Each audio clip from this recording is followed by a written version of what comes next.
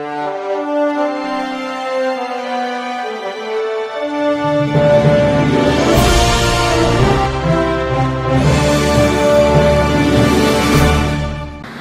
मी Shweta Pawar, city TV लाईव्हच्या बातमीपत्रात आपलं स्वागत आहे।